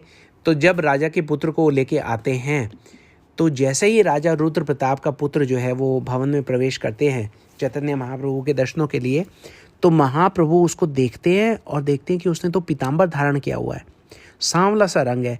तो महाप्रभु को एकदम से उनको देख कर भावावेश आ जाता है, उनको लगता है अरे ये तो कृष्ण हैं। उनको गले से लगा लेते हैं, बहुत स्नेह करते हैं और उनको ये कहते हैं कि भाई खुश होकर अपना जो एक अंग वस्त्र है वो उनको प्रदान भी करते हैं। तो वो भेंट लेकर वापस जब जाते हैं, तो ये जो वस्त्र दिया था महाप्रभु ने, ये आज भी वहाँ की जो रॉयल फैमिली है उनके पास वो बहुत संभाल के रखा हुआ है। कुछ जो बहुत सौभाग्यशाली लोग हैं उनको उसका दर्शन भी होता है महाप्रभु के बहिर्वास का। तो वो वस्त्र जब उनको मिला रुद्र प्रताप रुद्र महाराज को, तो उनको और भी इच्छा हुई कि अरे भगवान के जो इसको वस्त्र को हाथ लगाते जो प्रेम की अभिभूति हो रही है मुझे, अगर मुझे उनके स्वयं दर्शन हो जाएंगे, उनकी कृपा दृष्टि मुझ पर पड़ जाएगी तो क्या होगा मेरा। तो उनके मन में बहुत इच्छा है। इस इच्छा के साथ वो वापस जाते हैं। नित्यानंद प्रभु कहते हैं अच्छा ठीक है, आप एक काम कीजिए, आप रास पंचाध्याय जो है वो पूरा का पूरा याद कर लीजिए, और विशेषकर उसमें भी जो गोपी गीत आता है वो उनको निर्देश देते हैं कि आप गोपी गीत को भली भांति याद कर लीजिए। जब रथ यात्रा होगी तो उसके बीच में जब भी कहीं महाप्रभु विश्राम कर रहे होंगे तब आप उनके पास जाइएगा और कुछ मत कीजिएगा, गोपी गीत जो है आप उसको गायन शुरू कर दीजिएगा। तो ये सब सारा जो है राजा को बता दिया है। तो अब राजा के जो मंत्री हैं, जो उनके गुरु हैं काशी मिश्र और सार्वभौम भट्टाचार्य, उनके पास जाते हैं और ये कहते हैं कि महाप्रभु का निर्देश आया है कि वो इस बार गुंडीचा मार्जन वो स्वयं करना चाहते हैं। तो राजा कहते हैं भाई महाराज जैसी उनकी इच्छा वैसा उसको आप पूरा कराइए। तो वो झाड़ू कलश सब वहाँ पे पहुँच जाता है। अगले दिन सुबह सुबह महाप्रभु और सारे जो भक्त लोग हैं उनके सब वहाँ पे एकत्रित हैं। महाप्रभु प्रत्येक व्यक्ति का स्वागत करते हैं, उनको माला पहनाते हैं, उनको चंदन का टीका करते हैं और ये कहते हैं कि आज का हमारा संवाद रहेगा हरी हरी हरी हरी हरी हरी। जो भी कोई बात होगी वो हरी हरी करके होगी। ठीक है, अब सफाई वहाँ की शुरू होती है। महाप्रभु के पास पूरी झाड़ू हैं, कलश हैं। इंद्रद्युम्न सरोवर से बहुत सारा जल लेके जाया जाता है। जल लेके जाया जाता है तो फिर क्या होता है कि वो जल डालते हैं और हरी हरी बोलते हैं। हरे कृष्ण महामंत्र का जाप हो रहा है और सफाई चल रही है ना। तो जब ये सफाई होती है तो हम ये देखते हैं कि सबसे पहले जो बड़े बड़े जो कंकर है वो निकल के आते हैं झाड़ुओं से, है ना। तो अब गुरुदेव ये बताते हैं कि ये जो कंकर हैं ये क्या हैं। ये सब हमारे अपराध है, क्योंकि गुरुजी ये कहते हैं जब हम गुंडीचा मार्जन की बात करते हैं, जब हम सुंदराचल की बात करते हैं तो हमें ये समझना चाहिए कि ये और कोई नहीं है, ये हमारा हृदय ही है। हम लोगों का जो हृदय है वही गुंडीचा है और उसका हमें मार्जन करना है। और ये जो बड़े बड़े कंकर जो है निकल के आते हैं झाड़ू में, ये क्या है। तो श्रीला गुरुदेव बताते हैं कि ये सब जो हैं ये अपराध हैं, किस्म किस्म के अपराध हैं। कोई वैष्णव अपराध है, कोई नाम अपराध है, कोई धाम अपराध है। तो इनका जो है वो हमारे हृदय में कोई स्थान नहीं है। तो देखिए, जो व्यक्ति भी अपनी भक्ति के लिए ज़रा भी सीरियस है उसको ये समझना पड़ेगा कि हमारे हृदय में कहीं से भी जो किसी भी किस्म का अपराध जैसे ही घर करने का प्रयास करे, हमें फ़ौरन उसका मार्जन कर देना चाहिए, फ़ौरन उसको दूर कर देना चाहिए। अच्छा, उसके अलावा और भी कई सारे अपराध हैं, है ना। जैसे फॉर एग्ज़ाम्पल अब हम गुरुजी के निर्देशों की बात कर रहे हैं, तो ये जो हमारे गुरु वर्ग हैं उन्होंने जो निर्देश दिए हैं उनको ना मानना भी एक किस्म से गुरु अवज्ञा है। शास्त्रों में जो कहा गया है उसके विपरीत कार्य करना या उसकी निंदा करना, शास्त्र निंदनम, ये सब सारे जो हैं ये बहुत सारे अपराध हैं जिनकी वजह से हमारी जो सारी की सारी भक्ति है वो रुक जाती है। इन सब अपराधों को साफ कैसे किया जाए, गुरुदेव ये कहते हैं भगवान के पवित्र नाम का सहारा लेकर, और दो मेन झाड़ू बताइए गुरुजी ने। एक तो वो ये कहते हैं कि मना शिक्षा और एक उपदेशामृता, जो रूपा गोस्वामी ने लिखा है। तो गुरुजी ये कहते हैं कि ये वो झाड़ू हैं, इनमें जो निर्देश दिए हुए हैं उन निर्देशों का पालन करना ही एक किस्म से झाड़ू लगाना है। उन निर्देशों का अगर हम पालन करेंगे तो हमारे हृदय का मार्जन होना शुरू हो जाएगा, है ना। खासकर देखिए, एक व्यक्ति जब भक्ति शुरू करता है, मैं अगर अपनी बात करूं तो किन चीज़ों से बहुत हमें मदद मिलती है, जिस प्रकार से रूपा गोस्वामी बताते हैं अपने उपदेशामृता में। वो ये कहते हैं कि वाचो वेगम मनसा क्रोधा वेगम जिवा वेगम उद्रोपस्था वेगम एतान वेगान यो विश्येत धीरा सर्वम अपिमान पृथ्वीम सशिष्यात। सबसे पहले हमें क्या करना चाहिए, और हम ये देखते भी हैं कि स्वामी महाराज श्रीला प्रभुपाद इस्कॉन के फाउंडर आचार्य, उन्होंने अपने जीवन में बहुत सारे जो जितने भी उनके शिष्य थे उन सबको बोला you should all become gurus. तो वो क्या गुरु बनने की बात कर रहे थे, वो ये गुरु बनने की बात कर रहे थे जिसके बारे में रूपा गोस्वामी कह रहे हैं श्री उपदेशामृता में। वो ये कह रहे हैं कि अपने जो हमारी जो जिह्वा है जो बोलती है, हमारे जो वचन है, बहुत सोच समझ के बोलना चाहिए, उस पर वेग लगा के रखना चाहिए, उसके वेग को रोक के रखना चाहिए। वाचो वेगम मनसा क्रोधा वेगम, है ना। हमें अपनी बुद्धि को, हमारा जो मन है उसको अपने कंट्रोल में करना चाहिए, अपने क्रोध को कंट्रोल में करना चाहिए। क्या खाना है क्या नहीं खाना, है ना। इन सब सारी चीज़ों पे जब हमारा कंट्रोल हो जाता है तो फिर हम उस लेवल पे पहुंचते हैं जहां हम शिष्य बना सकते हैं, है ना। तो इसके बारे में स्वामी महाराज ने हमेशा कहा कि you should all become gurus. It means we should all become guru of our senses. We must control our senses. हमारी जो इंद्रियां हैं वो किसी के कंट्रोल में, वो हमारे कंट्रोल में नहीं रहती, तो हमें उनको कंट्रोल करने का प्रयास करना चाहिए, है ना। और क्या चीज़ है करनी चाहिए क्या नहीं करना चाहिए उसके बारे में और भी बताते हैं, जैसे अत्याहार प्रयासश्च प्रजल्पा नियम आग्रह जना संगश्च लोल्यम च सद्भीर भक्तिर विनश्यति। तो ये सारा ज़रूरत से ज़्यादा खाना, ज़रूरत से ज़्यादा एकत्र करने का प्रयास करना, ज़रूरत से ज़्यादा परिश्रम करना। जैसे इस संसार में लोग आप देखेंगे कि बहुत सारे कहते हैं अरे वो व्यक्ति तो बहुत हार्ड वर्किंग है ना, बहुत मेहनती है। तो यहाँ पे ये कह रहे हैं कि बहुत मेहनती होने की आवश्यकता नहीं है, क्योंकि आप मेहनत किस लिए कर रहे हैं। आपको जो भी आपके प्रयास हैं वो भक्ति की ओर केंद्रित होने चाहिए। जब ऐसा होगा धीरे धीरे धीरे धीरे तो हमें समझ में आएगी कि शिक्षाष्टकम में महाप्रभु जो है वो क्या चाह रहे हैं, है ना, वो ये चाह रहे हैं कि त्रिनादपि सुनिचेना तरोरपि सहिष्णुना अमानि न मान देना कीर्तनिया सदा हरि। अगर हमें सदा हरि का कीर्तन करना है तो हमें थोड़ा विनम्र बनना पड़ेगा। ज़्यादा मेहनती, ज़्यादा पैसा इकट्ठा करना, ज़्यादा समाज में सम्मान इकट्ठा करने की भावना, मान प्रतिष्ठा, ये सब हमें बहुत दूर लेके जाएगी, है ना। और कीर्तनीय सदा हरि अगर हमें करना है तो क्या करना पड़ेगा। महाप्रभु ने कहा कि देखिए हम सफाई कर रहे हैं, सफाई करते करते वो क्या बोल रहे हैं, कह रहे हैं हरे कृष्ण कृष्ण कृष्ण हरे हरे, हरे राम राम राम हरे हरे। वहाँ पर जब महाप्रभु ने उनका स्वागत किया तो उनको माला पहनाई, गुरुजी बताते हैं कि तिलक भी लगाया। तो यहाँ पर महाप्रभु जो है एक आचार्य की भांति बता रहे हैं हमें, है ना।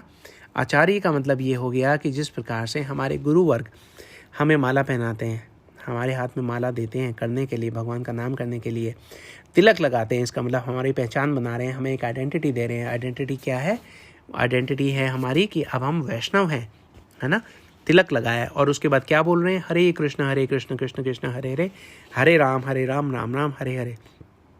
तो जब गुंडीचा मार्जन हो रहा है, जब ये सब सारी सफाई चल रही है, तो भगवान के नाम के सहारे वो सफाई चल रही है, हमारे गुरुवर के निर्देशों के साथ वो सफाई चल रही है।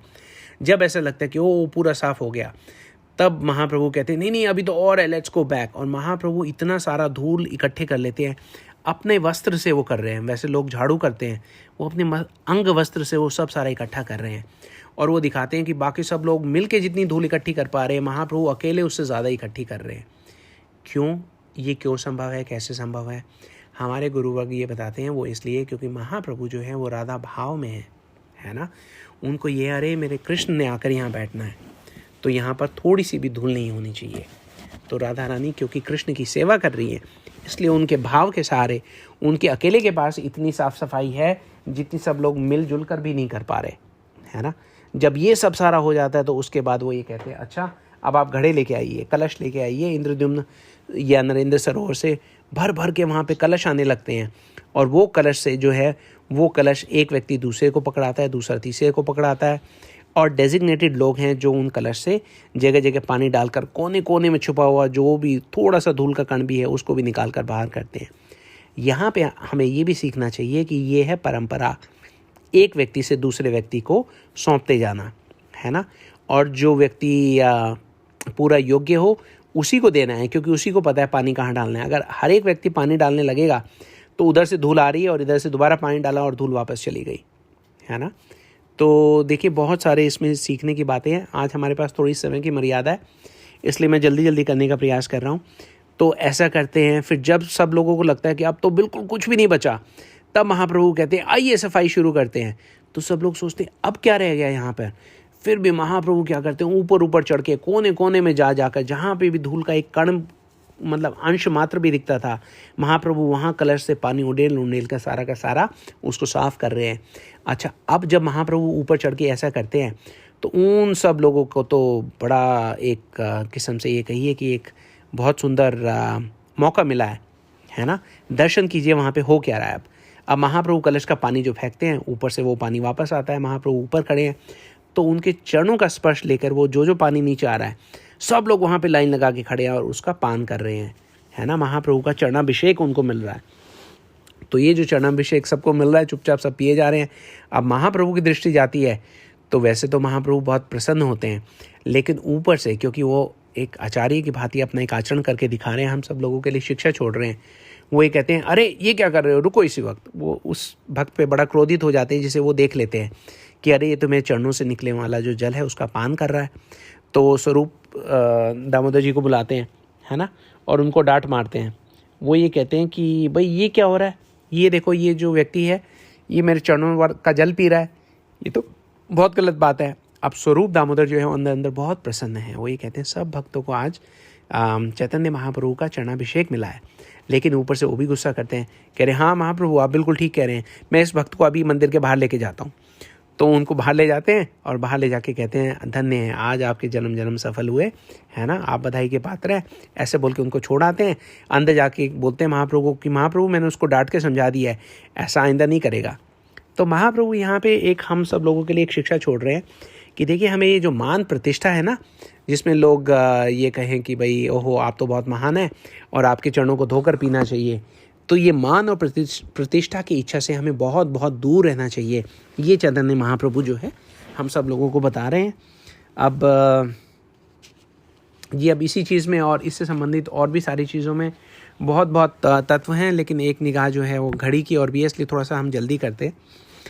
तो अब ये जो पूरा का पूरा गुंडीचा मार्जन है, ये हमने देखा किस प्रकार से चैतन्य महाप्रभु ये कह रहे हैं कि हमारे दिल के कोने कोने में, सबसे कोने में क्या छुपा होगा? मान और प्रतिष्ठा की इच्छा। जब बाकी सारी कमियां जो हैं उन पे भी आप विजय प्राप्त कर लेंगे तो भी देखेंगे कि कहीं ना कहीं बहुत बारीक, बहुत सूक्ष्म कहीं ना कहीं छुपी होगी तो मान और प्रतिष्ठा की इच्छा। तो उससे भी बचकर रहना चाहिए। यहाँ पर महाप्रभु हमारे लिए बहुत सारी सीख जो है वो प्रस्तुत कर रहे हैं। गुंडीचा मार्जन हुआ, सब भक्त लोगों को बहुत बहुत प्रसन्नता हुई। उसके बाद महाप्रभु ने सबको बहुत प्रोत्साहित किया, उनको भोज दिया, सब लोग बड़े प्रसन्न होकर चले गए क्योंकि लेट हो रहा है। अगले दिन सुबह सुबह जगन्नाथ निकलेंगे, उनके दर्शनों के लिए सब लोग तैयारी करना चाहते हैं। महाप्रभु वहाँ से वापस जगन्नाथ जी के मंदिर जाते हैं, गरुड़ स्तंभ पर खड़े हुए हैं, वहाँ से वो निहार रहे हैं, है ना, जगन्नाथ जी को। जगन्नाथ जी तैयार हो रहे हैं, अगले दिन सुबह सुबह उनको रथ यात्रा के लिए बाहर निकलना है।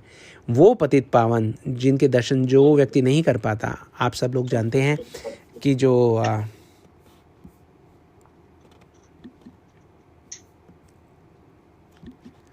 आप सब लोग जानते हैं कि ऐसे कुछ लोग होते हैं जिनको मंदिर में प्रवेश वर्जित है। तो उनके लिए ये जो भगवान हैं, ये जो भगवान हमारे जगन्नाथ जी हैं, जो पतित पावन हैं, ये कहते हैं उनके कल्याण के लिए, उनको अपने दर्शन देकर कृतार्थ करने के लिए मैं स्वयं मंदिर के बाहर निकल रहा हूँ और उसकी तैयारी चल रही है, उनको सजाया जा रहा है। चैतन्य महाप्रभु जो है गरुड़ स्तंभ के पास खड़े हैं, वहाँ पर खड़े होकर वो देख रहे हैं कि अरे जगन्नाथ जी कैसे लग रहे हैं, कितने सुंदर लग रहे हैं। उनकी जो निगाहें हैं वो जगन्नाथ जी से हट नहीं रही हैं। स्वरूप दामोदर जो है उनको बार बार आ रहे हैं, वो कह रहे हैं महाप्रभु चलिए बहुत रात हो गई है, सुबह जाना भी है। तो महाप्रभु कहते हैं बस कुछ क्षण और, है ना। बार बार उनके आके वो आग्रह करते हैं कि महाप्रभु चलिए, लेकिन महाप्रभु तो क्या करें, वो तो राधा रानी का भाव है, वो अपने कृष्ण को निहार रही है, उनको कौन वहाँ से हटा सकता है। बहुत आग्रह के बाद जब बिल्कुल उनका जब पर्दा गिरने का समय आता है तब वो वहाँ से जाते हैं और सुबह की बड़ी प्रतीक्षा कर रहे हैं। महाप्रभु सो तो सकते ही नहीं है, उनको तो कृष्ण से मिलना है। जैसा आप लोग जानते हैं कि जो जगन्नाथपुरी का मंदिर है वो कभी बंद नहीं होता, सिर्फ 2 घंटे के लिए बंद किया जाता है। वो 2 घंटे भी इसलिए क्योंकि 2 घंटे में जो देवता लोग हैं वो आके वहाँ मिलते हैं महाप्रभु के दर्शनों के लिए, इसलिए उनको 2 घंटे के लिए केवल बंद होता है, अदरवाइज़ वो कभी बंद नहीं होता। तो महाप्रभु प्रतीक्षा कर रहे हैं, वो देख रहे हैं कि कब आएंगे मेरे जगन्नाथ, कब आएंगे मेरे कृष्ण, है ना। तो अगले दिन जगन्नाथ जी की पूरी तैयारी है, बाहर चैतन्य महाप्रभु खड़े हुए हैं अपने सारे परिकरों के साथ जगन्नाथ जी का स्वागत करने के लिए, है ना। महाराज रुद्र प्रताप वो आ गए वहाँ पर झाड़ू देने के लिए, जैसे वहाँ की प्रथा है। तो वो सोने की झाड़ू है उनके पास, वो झाड़ू लगा रहे हैं। महाप्रभु पूछते हैं ये व्यक्ति कौन है ना। नित्यानंद प्रभु की जो इच्छा थी उसको फलीभूत तो करना ही है, तो इसलिए आज उस तरफ इंगित करके वो पूछते हैं, चैतन्य महाप्रभु से हम पूछते हैं कि ये कौन है। तो अब उनका परिचय देते हुए राय रामानंद जी कहते हैं कि ये जगन्नाथ जी के प्रधान सेवक हैं। आज ये नहीं कहते कि ये वो राजा हैं, है ना। क्यों? क्योंकि आज वो झाड़ू लगाते देखे गए हैं। इसके पहले उनकी इच्छा तो बहुत थी, सेवा तो बहुत करते थे, लेकिन हम अपने जीवन में जब तक सोचते रहेंगे तब तक तो अच्छी बात है, लेकिन जब हम सेवा आरंभ करेंगे तब हम कहलाएंगे सेवक। और ये महाराजा रुद्र प्रताप रुद्र, जिन पे अब तक भगवान की कृपा नहीं हुई थी, अब जब इनको ये बोल दिया गया कि ये प्रधान सेवक हैं, तो इसका मतलब ये है कि इन पे भी कृपा होने में अब कोई देर नहीं है। जगन्नाथ जी जो हैं वो अभी आएंगे। नित्यानंद प्रभु जी ने योजना जो है वो तैयार कर दी है प्रताप रुद्र जी के लिए कि भाई किस प्रकार से जो आपको चैतन्य महाप्रभु की जो करुणा है वो आपको मिल सकती है। चैतन्य महाप्रभु तैयार हैं। उन्होंने क्या किया, अपने सब परिकरों के साथ, बहुत सारे लोग आए हैं, बहुत सारे, मतलब वहाँ की शोभा देखते ही बनती है। आपको क्या कहें, आप अपने अपने मन में आंखें बंद करके आप केवल ये सोच सकते हैं कि आप वहाँ के दर्शन कर रहे हैं, और जब आप दर्शन देखें तो आप ये समझिए महाप्रभु ने किस प्रकार का वहाँ पे व्यू बनाए हैं, है ना। महाप्रभु जानते हैं कि देखिए इस ब्रह्मांड में 7 द्वीप हैं, जम्बू द्वीप, पलक्ष द्वीप, पुष्कर द्वीप, शालमली द्वीप, कुश द्वीप, क्रोंच द्वीप, शाक द्वीप। 7 हो गए ना जी, 7 हो गए। तो ये जो 7 द्वीप हैं, इनके ही रिप्रेजेंटेशन के लिए चैतन्य महाप्रभु ने 7 ग्रुप्स बनाए हैं, 7 एक किस्म से मंडलियां बना दी है ना। तो 7 मंडलियों में हर एक कोई मंडली में वहाँ पे कीर्तन गाने वाले हैं, करताल बजाने वाले हैं, मृदंग बजाने वाले हैं, नृत्य करने वाले लोग हैं, बड़े एक्सपर्ट। तो जैसे ही जगन्नाथ बाहर आते हैं तो वहाँ पे क्या उत्सव प्रारंभ हो रहा है, आप जैसा मैंने कहा अपने हृदय में आप सोच के देखिए कि वहाँ पे क्या हो रहा है, ताकि आप उसके दर्शन कर सकें, दर्शन करके अपने स्वयं को आप कृतार्थ कर सकें। वहाँ पर जैसे ही महाप्रभु ने दर्शन किए तो महाप्रभु के आनंद की तो कोई सीमा ही नहीं है। नृत्य शुरू हो रहा है ना। चैतन्य महाप्रभु नृत्य कर रहे हैं, और क्या नृत्य कर रहे हैं चैतन्य महाप्रभु, वाह! इतनी ज़ोर से नृत्य करते हैं, इतनी खुशी में, एक ऐसा लगता है कि एक चक्र है जो घूम रहा है, और इतनी तीव्र गति के साथ घूम रहा है वो चक्र। मतलब उसके जो नृत्य की एक शोभा है, और एक जो अद्भुत उसमें एक जो पुट है वो तो है ही है। उसके साथ जो राजा है प्रतापरुद्र, वो एक ऊंचाई से खड़े होकर देख रहा है, तो वो ये देखता है कि महाप्रभु क्या नृत्य कर रहे हैं। ऐसा तो ना देखने में आया, ना कभी सुनने में आया। और ये देखते देखते अगली चीज़ वो ये देखता है कि महाप्रभु 7 मंडलियां हैं, उनके 7 मंडलियों के बीच में नृत्य कर रहे हैं। एक ही साथ 7 जगह वो नृत्य कर रहे हैं। उसके बाद वो ये देखते हैं कि जैसे जैसे महाप्रभु बीच बीच में एक नज़र डालते हैं जगन्नाथ जी पर, और जगन्नाथ जी पर जैसे ही वो नज़र डाल रहे हैं तो महाप्रभु के कंप, अश्रु, पुलक प्रकट हो रहे हैं, अष्ट सात्विक विकार जो हैं वो आ रहे हैं। और अब जैसा कि हम देख रहे हैं कि महाप्रभु इतनी तेज़ द्रुत गति से वहाँ पर घूम रहे हैं एक चक्र की भांति। अब अचानक क्या होता है कि ये चक्र जो घूम रहे हैं सब जगह है तो महाप्रभु ही, लेकिन अब ये चक्र जो है ये फव्वारे में परिवर्तित हो गए हैं। फव्वारे का मतलब है कि यहाँ से ऐसा लग रहा है पानी की धारें छूट रही हैं जगह जगह। अब सब लोग हैरान हैं कि ये क्या होना शुरू हो गया, है ना। तो ये है चैतन्य महाप्रभु के आंखों के अश्रु, जो ये खुशी के अश्रु हैं। जब इन्होंने जगन्नाथ जी को देखा है, वो आंखें जो सूख गई थी रो रो कर, अश्रु बहा बहा कर, अब जगन्नाथ जी को देख के उनमें प्राणों का संचार वापस हुआ है। अश्रु की धारा, ऐसा लगता है कि जगह जगह पानी के फव्वारे फूट रहे हैं। और होता क्या है, क्योंकि ये अश्रु हैं स्वयं भगवान के, है ना, महाप्रभु के अश्रु हैं ये। तो महाप्रभु के अश्रु जिस पर गिरते हैं, जिस पर उसके छींटे गिरते हैं, वो व्यक्ति एकदम दिव्य उन्माद में होकर गाने लगता है हरि हरि हरि हरि। और वो व्यक्ति भी ऐसे नृत्य करने लगता है जिस प्रकार से महाप्रभु वहाँ नृत्य कर रहे हैं। तो आप सोचिए कि इतने सारे फव्वारे, इतने सारे लोगों पर वो प्रेम की छींटे पड़ते हैं, और प्रेम की छींटे जिस पे पड़ते हैं वो दिव्य उन्माद में गुम हो जाता है। वहाँ पे क्या नृत्य हो रहा है, सारा का सारा ऐसा लगता है कि पूरा का पूरा एक सरोवर में नृत्य हो रहा है, क्योंकि वहाँ पे जो अश्रु हैं वो इतने गिरे हैं कि वहाँ पे एक सरोवर ही बन गया है ना। तो और जैसे जैसे महाप्रभु रुक रुक के जगन्नाथ को देखते हैं, दोनों हाथ उठाकर उनको ऐसे पुकार रहे हैं कि हे जगन्नाथ आओ, वो गले लगाकर उनको अपने हृदय में छुपा कर रख लेना चाहते हो, है ना। ये हैं राधा रानी। ये उनका नृत्य देखकर, ये उनका भाव देखकर जगन्नाथ जो हैं वो बिल्कुल चलने को तैयार नहीं है, वो गुम हो जाते हैं, वो वहीं पे रुक जाते हैं। जगन्नाथ जी का रथ वहाँ पे रुक जाता है। नृत्य हो रहा है, करताल बज रहा है, मृदंगा हो रहा है, कीर्तन ऐसा हो रहा है कि जैसे धरती की सब सतहों को छेद कर ऊपर तक निकल जाएगा।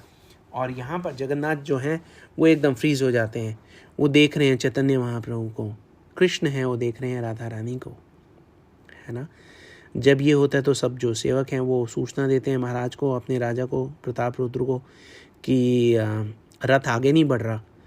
तो वो ये कहते हैं आप और लोगों को बुलाइए, रस्सी खिंचवाइए। और लोग आते हैं, रस्सी खींचते, नहीं होता। राजा का आदेश आता है कि भाई हाथियों को बुलाया जाए।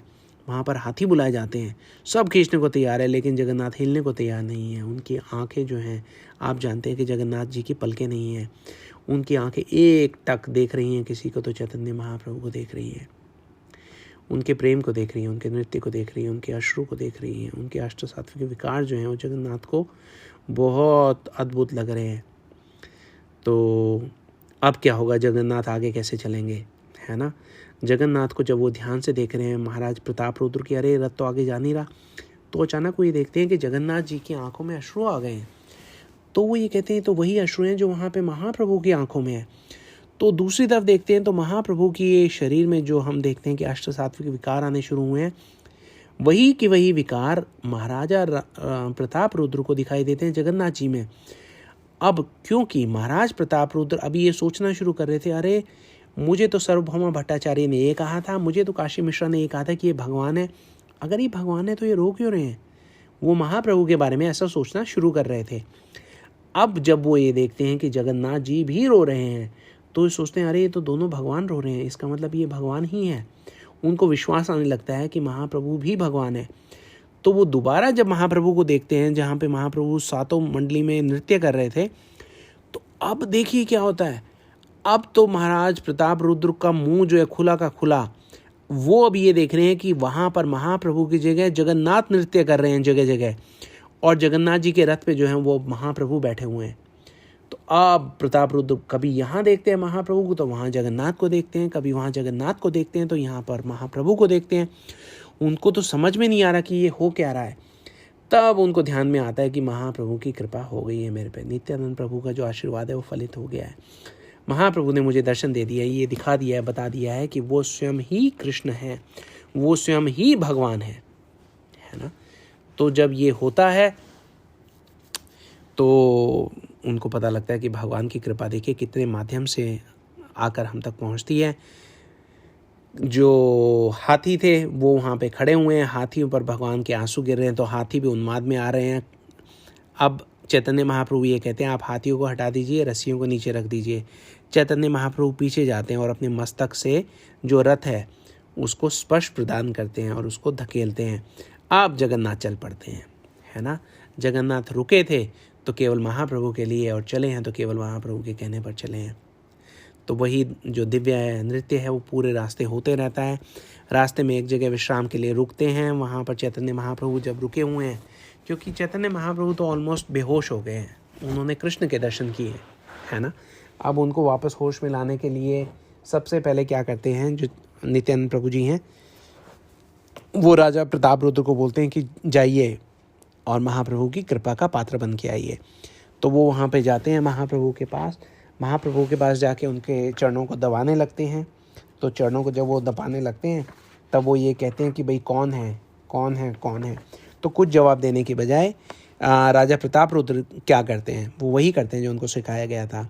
वो ये कहते हैं कि तव कथामृतम तप्त जीवनम कवि भीराडितम कल्मषापहम श्रवण मंगलम श्रीमदाततम भूवि घृणन्ति ये भूरिदा जना। गोपी गीत। तो गोपी गीत को जब वो ये गाते हैं तो महाप्रभु खड़े हो जाते हैं और वो ये कहते हैं भूरिदा भूरिदा। भूरिदा का मतलब ये है कि वास्तविक परोपकार क्या है। भगवान की जो कथा है उसको जो बांटता है, जो जगत में बांटता है, गुरुजी ये बताते हैं कि वही जो है वही सही कल्याणकारी व्यक्ति है ना। दूसरों का कल्याण वही कर सकता है। तो महाप्रभु उस राजा को, जिससे अब तक वो मिलने को तैयार नहीं थे, लेकिन जब उन्होंने देखा कि ये राजा जो है ये तो अब प्रधान सेवक बन गया है, गोपी गीत गा रहा है, तो उसको गले से लगा लेते हैं। वो कहते हैं तुम कौन हो जिसने मेरा जीवन बचा लिया, है ना। मेरी सांस जो थी वो निकलने को थी, तुमने मेरे कृष्ण का नाम ले दिया, तुमने उसकी कथा की महिमा के बारे में बोलकर मुझे जो है तुमने एक नया जीवन प्रदान किया है। तो जो राजा था वो ये कहता है कि महाप्रभु आपसे कुछ नहीं छुपा हुआ, आपको पता है मैं कौन हूँ और आपने मुझ पर जो कृपा की है उसके लिए मैं सदैव सदैव आपका ऋणी रहूँगा, ये बोलते हैं। तो ये कहते हैं, महाप्रभु कहते हैं कि तुमने मुझे बहुत प्रसन्न किया गोपी गीत गाकर, बताओ तुम्हें मैं क्या दूँ। तो अब वो ये कहते हैं कि देखिए अगर आप मुझ पर कोई कृपा करना ही चाहते हैं तो आप मुझे वो रूप दिखाइए जो आपने राय रामानंद को दिखाया था, सार्वभौम भट्टाचार्य को दिखाया था, अपने स्वरूप का दर्शन दे दीजिए। तो महाप्रभु जो हैं वो मुस्कुराते हैं और जैसे ही राजा प्रताप रुद्र ये बात कहते हैं, महाप्रभु अपना जो षटभुज रूप है उसको प्रकट करते हैं। उसको देख के राजा जो है गदगद हो जाता है।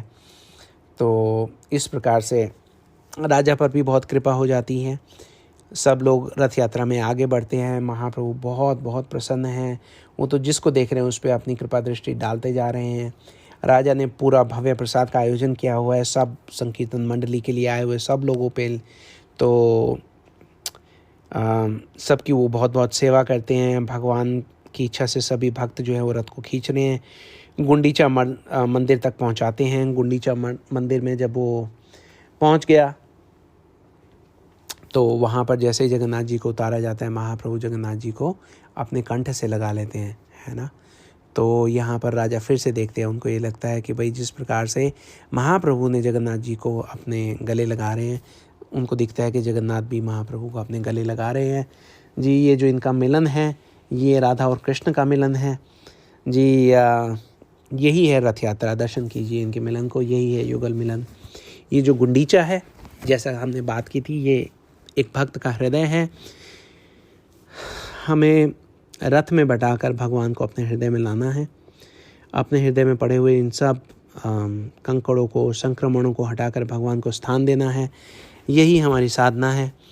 बीच बीच में हमने देखा कि जगन्नाथ जी का रथ रुकता रहा। हमारी भक्ति भी बीच बीच में बहुत कारणों के साथ रुकती है।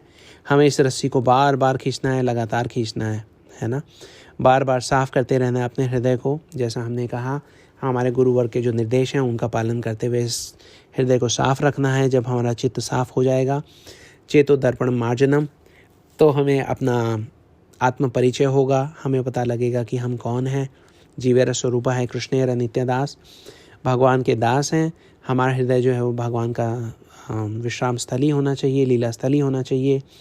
इस प्रार्थना के साथ हम बार बार प्रार्थना करें अपने गुरु वर्ग से कि ये जो रस्सी है इसे हमारे प्रेम की रस्सी बनाएं, भगवत नाम की रस्सी बनाएं। अपनी कृपा हमें दे, इतना संबल हमें आए कि इस रस्सी को हम खींच सकें। भगवान कृष्ण को, राधा रानी को, युगल किशोर को हम अपने हृदय में स्थान दे सकें जी। जैसा हमने देखा कि भगवान चैतन्य महाप्रभु ने स्वयं जो भी सेवा करने के लिए तत्पर था, उस व्यक्ति को तिलक लगाया, कंठी पहनाई। हम भी तिलक लगाकर, कंठी पहनकर, माला को थामकर, चित्त का मार्जन करके अपने मन में एक प्रण लें कि हाँ, भगवान को हमें लाना है। राधा गोपीनाथ को हमें अपने हृदय रूपी मंदिर में सजा कर रखना है। राजा प्रताप रुद्र की भांति सब त्याग कर महाप्रभु की सेवा में सदैव प्रस्तुत रहना है जी। इसी भाव को रखने के लिए हम अपने गुरुवर से बार बार प्रार्थना करते हैं कि हमारा हृदय जो है वो वृंदावन बना रहे। जगन्नाथ रथ यात्रा महोत्सव की जय। युगल मिलन से मिलने वाले हर्ष की जय। मंजरी भाव की जय। गौड़िया वैष्णव वृंद की जय। इस कथा के शुरू में हमने ये कहा था कि लोग कहते हैं दीन बंधु दीनानाथ मेरी डोरी तेरे हाथ। यहाँ पर हम ये देखते हैं कि भगवान जो हैं वो भक्त के हाथ में अपनी डोरी देते हैं और ये कहते हैं, और फिर हम ये कह सकते हैं काश कि जी हमारे जो गुरु वर्ग हैं वो ये हैं जो कह सकें कि दीन बंधु दीनानाथ तेरी डोरी मेरे हाथ। तो हम उनसे प्रार्थना करते हैं कि भगवान की डोरी हमारे हाथ में दे। हम उनसे ये वादा करते हैं कि इस डोरी को हम एक बहुत साफ स्थान पर खींचते हुए भगवान को लेके जाएंगे, वहाँ पर उनको स्थापित करेंगे। प्रेम की इस डोरी को हम अपने पूरी साधना के साथ खींचने का प्रयास करेंगे जी। आज यहाँ पर आने के लिए, हमारे साथ जुड़ने के लिए आप सब लोगों का बहुत बहुत धन्यवाद जी। आशा करते हैं कि आज की जो कथा है उससे आप लोगों को कोई प्रेरणा मिली होगी। 2 दिन में जगन्नाथ रथ यात्रा है, उसको किस प्रकार से एक गौड़िया वैष्णव देखता है, ये जानना मुझे ऐसा लगा कि हमारे लिए ज़रूरी है। आज हम कक्षा कर सकते थे, इस बात को लेकर इस सेशन में डिस्कस कर सकते हैं कि रथ यात्रा के कितने लाभ हैं, पर फिर मैंने ये सोचा आज शाम को कि उसके लाभ ही लाभ हैं, अनेक लाभ हैं।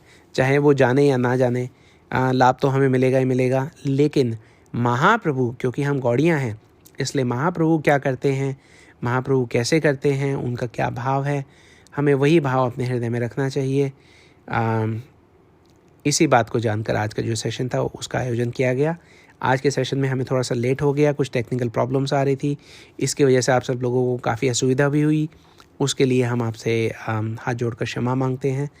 आप कृपा करके हमें क्षमा करें और अपना आशीर्वाद दें कि हम सब लोग मिलकर इसी प्रकार से अपने गुरुवर्गों की सेवा में स्वयं को रत रख सकें। आप लोगों का एक बार फिर यहाँ आने के लिए बहुत बहुत धन्यवाद। हरे कृष्णा। अगर आप लोगों को कोई अपना अनुभव शेयर करना है, कोई टिप्पणी है आपके पास, तो आप अपना माइक अनम्यूट कर सकते हैं या आप हैंड रेज कर सकते हैं। हम एक एक करके आपको इनवाइट करेंगे बोलने के लिए। अदरवाइज़ हम आज की इस कक्षा का यहीं पर फिनिश कर देंगे और इसकी रिकॉर्डिंग आपको 1 या 2 दिन में मिल जाएगी। हरे कृष्णा। हरे कृष्ण प्रभु जी, दंडवत प्रणाम। जी हरे कृष्णा दीदी, दंडवत प्रणाम।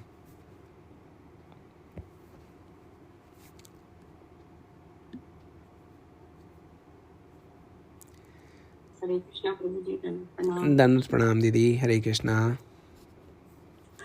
हरे कृष्ण प्रभु जी, दंडवत प्रणाम। दंडवत प्रणाम दीदी, आप सब लोगों को दंडवत प्रणाम। हरे कृष्ण प्रभु जी, दंडवत प्रणाम। अनेक अनेक धन्यवाद, आपने इतना सुंदर इस चीज को हमें समझाया। वेरी वंडरफुल प्रभु जी, अनेक अनेक अनेक धन्यवाद। जी आपका बहुत बहुत धन्यवाद प्रभु जी, आपने इतना समय दिया, इतना सुंदर भक्ति भाव है आपका। जी आपका बहुत बहुत धन्यवाद। हरे कृष्णा। हरे कृष्ण प्रभु प्रणाम। दंडवत प्रणाम दीदी, हरे जी हरे कृष्णा प्रभु जी, दंडवत प्रणाम। हरे कृष्णा, दंडवत प्रणाम।